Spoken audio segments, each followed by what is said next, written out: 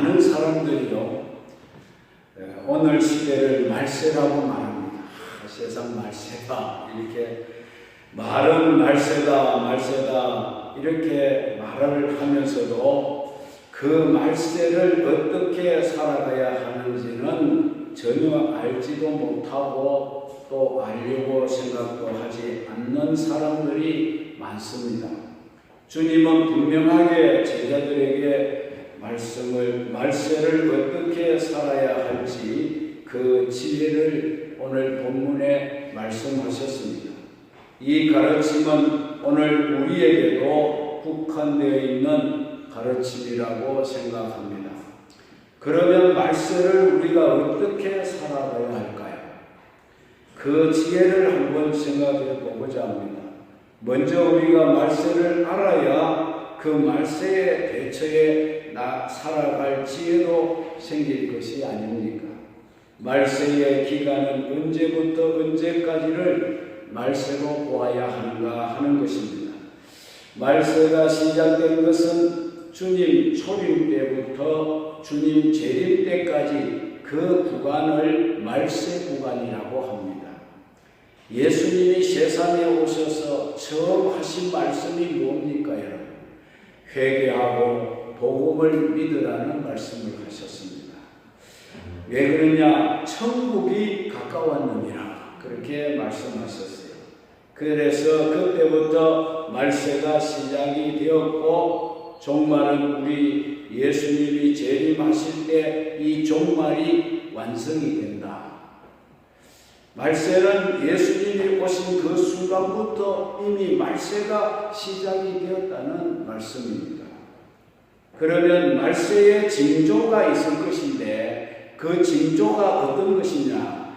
예수님은 말세 징조를 또 말씀해 주셨습니다.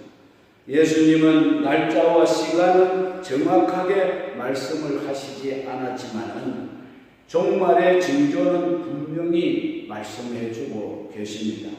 그러면 이 종말의 징조가 무엇이냐? 여러 가지 징조를 말씀하셨는데 이 징조들은 주님이 직접 말씀을 하셨다는 겁니다. 제자들이 예수님에게 감람산에서 조용히 질문을 드렸습니다. 주님, 세상의 종말이 되면은 어떤 징조들이 나타나겠습니까? 징조들 중에는 사람들을 미혹하는 징조가 나타난다. 예수님이 그렇게 말씀하셨어요. 미혹하는 사람의 그 미혹에 끌리지 않도록 하라. 말세에는 미혹하는 자가 많이 일어난다는 것이에요. 많은 사람들이 예수의 이름을 빙자를 해서 사람들을 미혹하게 될 것인데 너희들은 그 사람들의 미혹에 끌려가지 말라, 이렇게 말씀을 하셨어요. 그리고 난리가 일어나게 된다. 그렇지만 너희들은 그 난리로 인하여 두려워하지 말고 이런 반드시 말세에 일어날 일들이라는 것을 알고 담대하게 대처하라고 했습니다. 민족이 민족끼리, 나라가 나라끼리 대적을 하고 곳곳에 기근과 지진이 일어나게 될 것이지만 그것은 재난을 알리는 시작에 불과하다라고 했습니다. 말세가 되면 사람들이 믿는 자들을 환난에 넘겨주고 많은 믿음의 사람들이 순교를 당하게 될 것이라고 했습니다. 예수 이름으로 인하여 모든 민족으로부터 예수 믿는 사람들이 미움을 받는다. 그러다가 많은 사람들이 이제 실족하게 되고 서로가 서로를 잡아주고 배반하고 넘겨주고 미워하게 되는 날이 오게 될 것이다. 또 말세는 거짓 선지자들이 많이 일어나므로 많은 사람들을 미혹하고 불법이 판을 치는 세상이 되어서 많은 사람들의 사랑이 식어버리게 될 것이다. 여러분, 요즘 세상이 불법 천지 아닙니까? 예? 불법을 저질러 놓고도 불법이 아니라고 하는 세상입니다. 이런 세상을 볼 때 우리는 말세를 짐작해야 될 줄로 믿습니다. 그리고 세상이 사랑이 식어져 가고 있습니다. 세상에 사랑이 다 식어진다면 어떻게 될까요? 그야말로 짐승화되고 말 것이고 인간의 존엄성은 다 무너지고 말 것이라는 겁니다. 그러나 그 환난과 고난을 끝까지 견디고 있는 자들은 구원을 얻으리라고 했습니다. 그런 가운데도 끊임없이 복음은 전파되겠고 이 복음이 모든 민족에게 다 전파가 되면 그때 가서 이 세상이 끝이 나고 예수님이 재림하시고 이 세상이 심판을 받고 믿는 자들은 구원받는다. 할렐루야. 너희들은 이런 징조들이 땅에 나타나기 시작하면 일어나서 머리를 들고 깨어서 기도하고 주님 맞이할 준비를 하라. 이렇게 주님께서 말씀하셨습니다. 그렇다고 한다면 우리에게는 말세를 사는 지혜가 무언가를 이것을 아는 것이 우리에게 가장 급선무가 아니겠습니까? 지금도 그리스도인들 중에는 세상 것에 취하여 육신은 깨어있지만 그 영혼은 깊은 잠을 자고 있는 사람들이 많다는 것입니다. 성경은 이렇게 예수님의 재림이 가까웠음을 우리에게 경고하고 있습니다. 이때 우리 그리스도인들은 어떤 지혜를 가지고 이 말세를 살아가야 하겠는가? 세 가지 말씀을 드리겠습니다. 첫째는 이 세상에 미련을 두지 않는 것이 지혜라는 것입니다. 1절로 13절에 말씀하고 있습니다. 예수님은 죽기 전 마지막으로 예수님이 이제 십자가에서 죽으시기 전에 마지막으로 성전을 방문하셨습니다. 예수님의 제자 중에 한 명이 예수님에게 예루살렘 성전을 아주 웅장하고 아름다운 성전이라고 감탄을 했습니다. 그러자 주님은 예루살렘 성전은 참혹하게 멸망을 당한다 이렇게 말씀을 하셨습니다. 돌 위에 돌 하나도 첨보이지 않고 다 무너지는 날이 온다. 주님의 예언대로 예루살렘은 주 70년 로마의 디도 장군에 의해서 완전히 함락되고 그때 성전도 다 무너지고 말았습니다. 우리도 여러분 잠깐 후면 사라지고 무너질 세상에 그들의 미혹이 되어 살아서는 안 될 줄로 믿습니다. 세상의 부귀와 영화는 곧 사라질 것인데 많은 사람들은 이것에 미혹되어 살고 있습니다. 우리는 나그네 인생살이를 하는 자들이 아닙니까? 세상 영화는 아무리 아름답다 하더라도 잠깐뿐이라는 사실을 아시기 바랍니다. 지금도 대통령의 권세와 영광이 얼마나 좋습니까? 그런데 5년 지나면 끝나는 거예요. 시들어버리는 거예요. 이사야서 40장 6절로 8절에 말하는 자의 소리여 이르되 외치라. 대답하되 내가 뭐라 외치리이까? 이르되 모든 육체는 풀이요 그 모든 아름다움은 들의 꽃과 같으니 푸른 마르고 꽃이 시들면 여호와의 기운이 그 위에 불미라. 이 백성은 실로 풀이로다. 푸른 마르고 꽃은 시드나 하나님의 말씀은 영원히 서리라 하라. 할렐루야. 그러므로 우리는 세상 부귀 영화에 미련을 두지 말고 거기에 정신이 빠지지 말고 다가올 천국과 메시를 소망하며 살아가라는 것입니다. 예수님은 성전의 멸망을 예언하시면서 종말에 일어날 일을 제자들에게 말씀하셨지요. 미혹의 시대가 오고 지진과 기근과 전쟁 등 많은 환난들이 일어나고 믿는 자에 대한 박해가 심해질 것이니 그런 일들을 대비하여 미리 준비하고 사는 것이 지혜의 삶이라 이렇게 가르쳤습니다.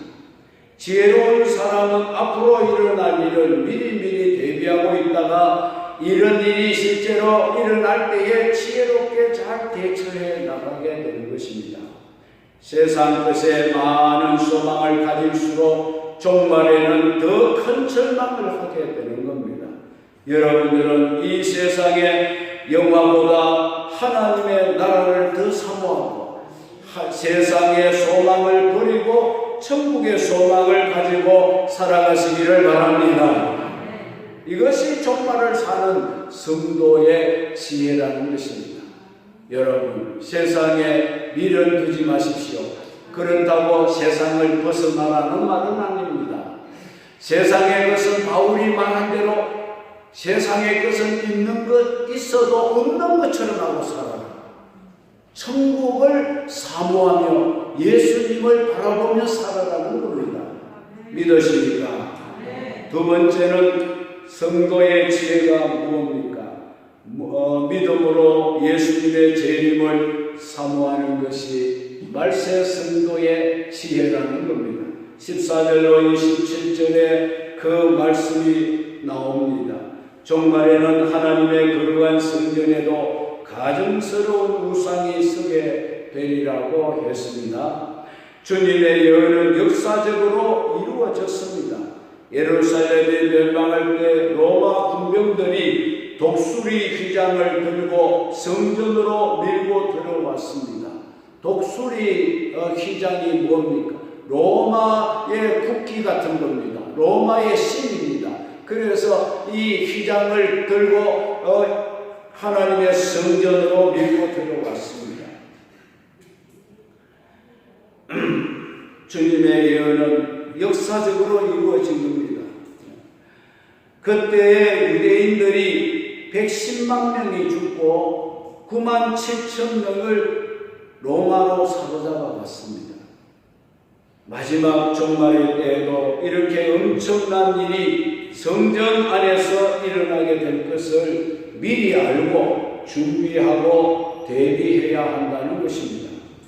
또한 대종말의 날에는 고통이 너무 커서 노약자들은 견딜 수가 없다고 했습니다. 이 환난을 극복할 수 있는 방법이 바로 예수 그리스도를 바라보는 믿음뿐이라는 것입니다.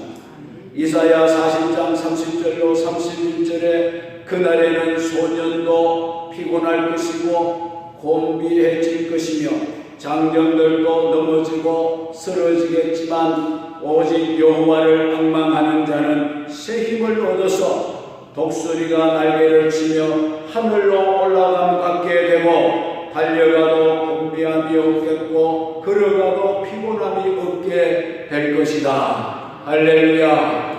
그날에 하나님으로부터 새 힘을 얻은 자만이 하늘로 올라가게 될 줄로 믿습니다.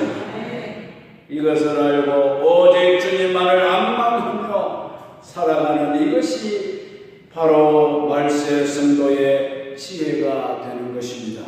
세상에서 일어나는 모든 환난은 예수님의 재림과 동시에 이 환난들은 이제 끝나게 될 것입니다. 그러므로 예수님의 재림을 소망하는 사람만이 환난의 끝을 보며 구원을 얻게 될 줄로 믿습니다. 우리가 예수님만 바라보기 위해서는 또한 물질의 욕심을 버려야 됩니다. 물질의 욕심이라는 것은 땅의 욕심인 것입니다. 잠언 23장 5절에 내가 어찌 허무한 것에 주목하겠는가. 오늘 우리는 허무한 것에 주목해서는 안 됩니다. 허무한 것이 무엇입니까? 물질이 허무한 것입니다. 이 물질은 환난 날에, 마지막 날에, 세상 종말에 이 물질은 우리에게 아무런 힘이 되지 못합니다. 정령이 어떻습니까? 정령이 재물은 스스로 날개를 내어 하늘을 나는 독수리처럼 날아가 버리리라고 했습니다. 예수님 재림에 소망을 두고 살아야 한다는 겁니다. 재물에 소망을 두고 살면 그 재물은 날개를 달고 날아가는 독수리처럼 가버린다는 거예요. 롯의 아내는 소돔성에 있는 재물에 미련을 가지다가 그것을 돌아보는 순간 소금 기둥이 되어 멸망을 당하고 말았습니다. 저 사해 바다에서 조금 이제 북쪽으로 올라오게 되면은 큰 이런 무슨 형상 같은 것이 하나 있어요. 소금 기둥 같은 게 하나 있어요. 그래서 사람들이 저게 롯의 처가 소금 기둥이 된 것이다. 그런데 그 사실인지 아닌지는 모르겠습니다. 롯의 처가 천사가 말하기를 너희들은 이 소돔성을 탈출할 때에 절대로 뒤를 돌아보지 말라고 했거든요. 그런데 아무도 뒤를 안 돌아봤어요. 롯과 롯의 두 아들과 롯의 두 딸과 이런 가족들은 안 돌아봤는데 그 아내는 돌아봐요. 그 아내는 살짝 돌아보는데 빛이 반짝하면서 그 자리에 소금 기둥이 됐어요. 여러분, 왜 돌아봤겠습니까? 자기 집에 사는 재물을 돌아본 거예요. 너무 아깝잖아요. 뼈 빠지게 불어놓은 사놓은 재물이 너무 아까워서 뒤로 살짝 돌아보는 순간에 소금 기둥이 되고 말았어요. 여러분, 우리는 세상의 재물에 미련 두면 안 됩니다. 우리가 이 세상을 떠날 때에 이 물질 가지고 갑니까? 절대로 가지고 못 갑니다. 믿습니까? 여러분 앞으로 아무리 경기를 잘 해놔도 여러분과 안 됩니다. 두고 갈 때요. 그래서 미련 두지 말아요. 미련 없어야 우리는 천국 갈 때 홀가분하게 갈 수 있습니다. 이 땅에 잔뜩 재물을 도화를 쌓아놓으면 그 미련 때문에 우리 천국을 못 가는 거예요. 여러분. 하나님 앞에 우리는 이 말세에 그 재물에 대한 애착을 버려야 되는 것입니다. 그러면 돈도 벌지 말고 먹지도 말고 그러면 자식을 공부시키지도 말고 그래야 되느냐? 그런 말은 아닙니다. 여러분. 그런 말은 아닙니다. 이 재물이 있어도 거기에 의지하지 말라는 거예요. 그 재물을 하나님처럼 섬기지 말라는 거예요. 그 재물 때문에 신앙 팔아먹지 말라는 거예요. 믿습니까? 아무리 재물이 많아도 하나님 중심, 하나님 우선이 되는 사람은 그건 죄가 아닙니다. 그러나 그 재물 때문에 신앙을 팔아먹으면 그게 죄가 되는 거예요. 그러지 말라는 것입니다. 재물은 우리를 환난에서 구원해 줄 수가 없기 때문입니다. 우리를 종말에서 구원해 주실 수 있는 분은 재물이 아니고 예수 그리스도 뿐임을 믿으시기를 바랍니다.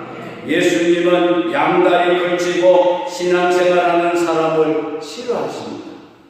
들어보세요. 너희는 하나님과 재물을 겸하여 섬기면 안 된다고 하셨어요. 주님이 직접 말씀하신 겁니다.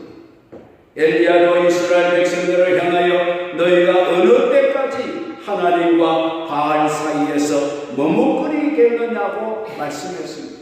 하나님이 정말 하나님이거든 그 하나님 편에 서고 바알이 하나님이라고 생각하거든 바알 편에 서라. 중간에서 머뭇거리지 말라고 했습니다.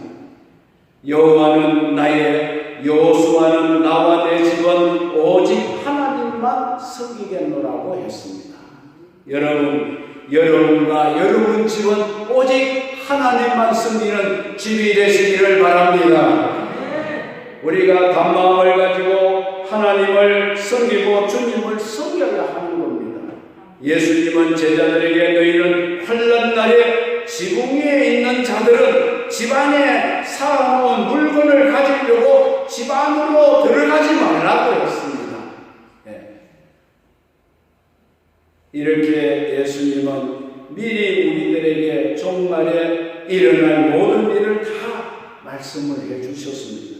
특히 거짓 선지자들이 말하는 계시와 예언과 환상 등 그럴싸하게 하는 그들의 말에 미혹되어 끌려가지 말라고 했습니다. 여러분, 교회면은 충분합니다. 왜 다른 곳에 깃털입니까? 디모데전서 4장 7절로 8절에 망령되고 허탄한 신화를 버리고 경건에 이르도록 내 자신을 연단하라고 했습니다. 육체의 연단은 약간의 유익이 있으나 경건은 범사에 유익하니 금생과 내생에 약속이 있느니라고 했습니다. 이렇게 거짓 선지자의 미혹에 넘어가지 않고 오직 예수님만 바라보고 믿음의 중심을 잃지 않는 성도는 종말을 훌륭하게 준비하고 살아가는 지혜로운 신자일 것입니다. 지금 여러분들의 신앙은 어떻습니까? 예수님의 말씀만 전적으로 의지하고 믿고 살아가고 있습니까? 주님의 말씀만 전적으로 믿고 있습니까? 지금 여러분은 어떤 마음으로 세상 종말을 준비하고 살아가고 있습니까?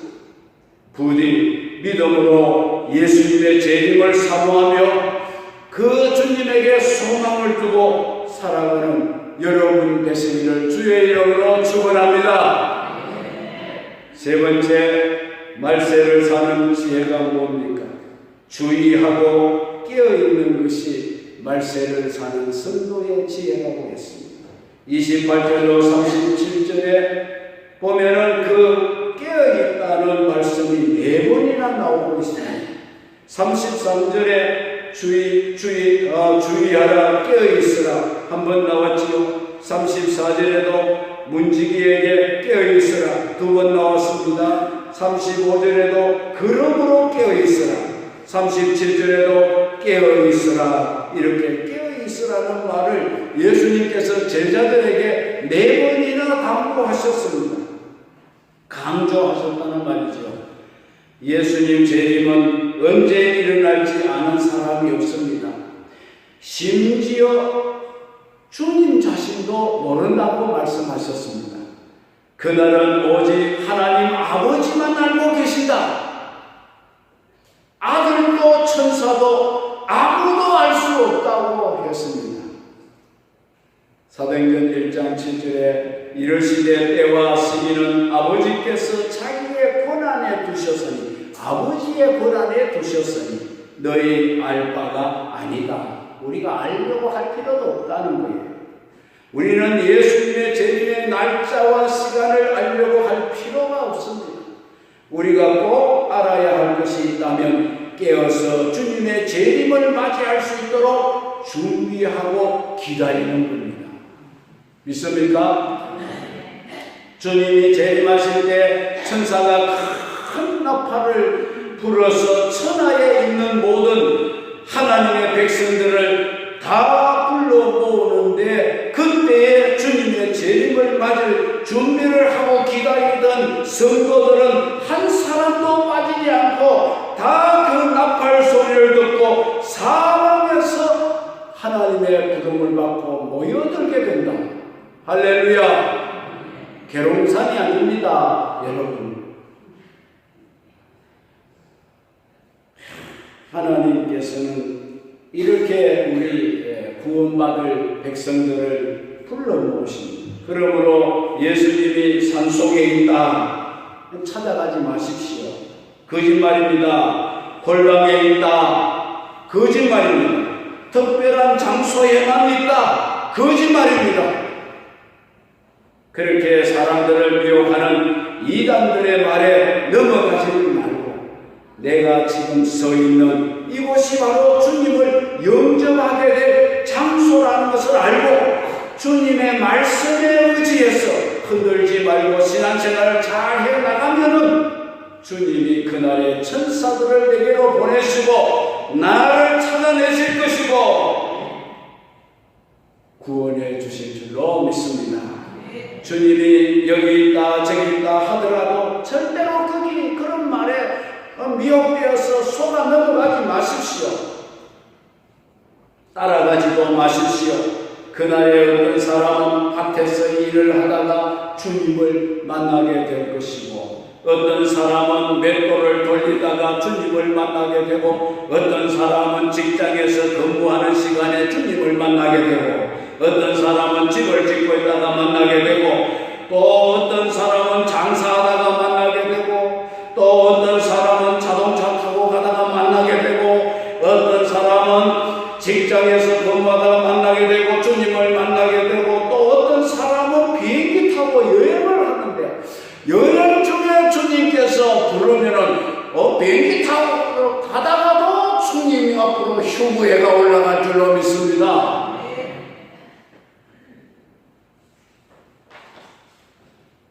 어떤 사람은 잠자다가도 밤중에 주님을 만나게 되고, 이렇게 일상생활 가운데, 우리들의 일상생활 가운데서 우리가 주님을 만나 주님에게로 끌려 올라가게 될 줄로 믿으시기 바랍니다. 특별한 장소에 모여가지고 특별한 생활을 해가면서 그렇게 주님을 만나는 게 아닙니다. 우리 일상 속에서 주님을 만나게 될 줄로 믿습니다.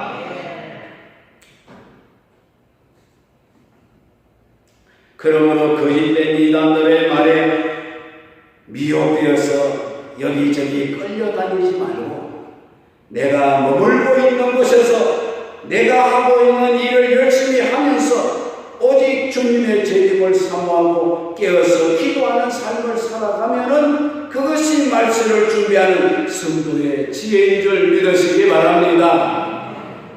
무화과 나무가 잎사귀가 연해지면은 여름이 가까이 오고 있는 줄을 알듯이, 우리는 여러 가지 징조들을 보면서 주님 재림이 가까이 오고 있다는 것을 알아야 한다고 했습니다. 그러므로 우리는 세상의 풍조가 어떻게 변하는지를 항상 주의 깊게 살펴봐야 됩니다. 여러분, 이 세상에서 일어나는 사건들을 말씀에서 비추어서 시대를 볼 수 있는 그런 영안이 열려야 됩니다. 믿습니까?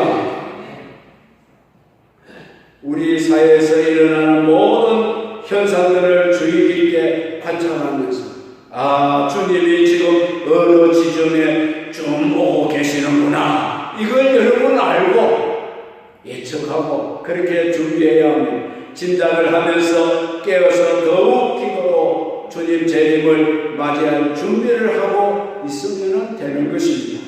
주님도 말씀하시기를 너희는 징조를 볼 줄 아는 사람이 되라고 했습니다. 세상에서 일어나는 모든 일들을 보면서 우리는 주님이 알려주신 징조들을 그 가운데서 볼 수 있는 영안이 있어야 되는 것입니다. 그것이 바로 깨어있는 성도의 모습입니다. 오직 영적 분별력을 가지고 세상을 바라보는 사람만이 그날을 준비할 수 있기 때문입니다. 영적인 분별력은 오직 주님만 바라보고 살아가는 사람들만 가질 수 있는 지혜라는 사실도 우리가 알아야 합니다. 말세 종말에 대한 대비는 특별한 것이 없습니다. 우리가 특별하게 무슨 우리가 대비하여서 준비해야 할 특별한 것은 없습니다. 영적 분별력을 가지고 세상에 미혹되지 않고 주님이 나에게 맡겨준 사명을 매일매일 열심히 감당하고 살아가는, 이것이 말세의 지혜를 가지고 살아가는 삶이 될 줄로 믿습니다. 여러분은 영적 긴장을 풀지 않고 늘 조심하고 깨어서 기도하고 종말을 대비하고 사는 사람입니까? 아니면은 영적으로 캄캄한 사람입니까?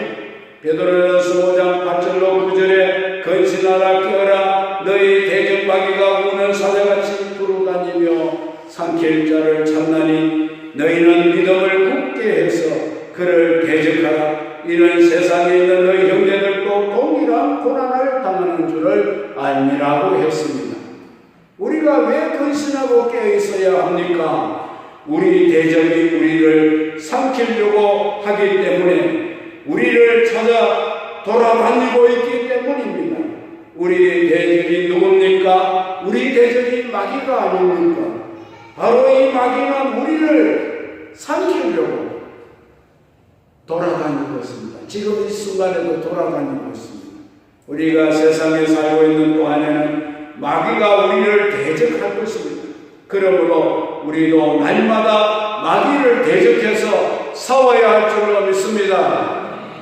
우리의 싸움은 혈과 육에 있는 것이 아니라 마귀 권세와 싸워서 이겨야 될 줄로 믿습니다. 그 마귀를 꺾고 이길 때에 우리 신앙도 승리하게 되는 것입니다. 이제 말씀을 맺습니다. 말세를 살고 있는 우리가 특별히 가지고 살아야 할 지혜가 무엇입니까? 오늘 세 가지 여러분 기억하고 사시기 바랍니다. 첫째는 세상에 미래를 두지 말자는 겁니다. 두 번째는 예수님의 재림을 사모하자는 겁니다. 세 번째는 주의하고 깨어있자는 것입니다. 이것이 곧 말세를 살아가고 있는 우리 성도들이 가져야 할 지혜인 줄 믿으시기 바랍니다. 여러분은 이 세 가지 지혜를 꼭 가지시고 마귀와 세상과 마귀를 싸워서 이기고 주님 재림을 맞이하는 지혜로운 성도, 슬기로운 처녀들이 다 되시기를 주의 이름으로 축복합니다.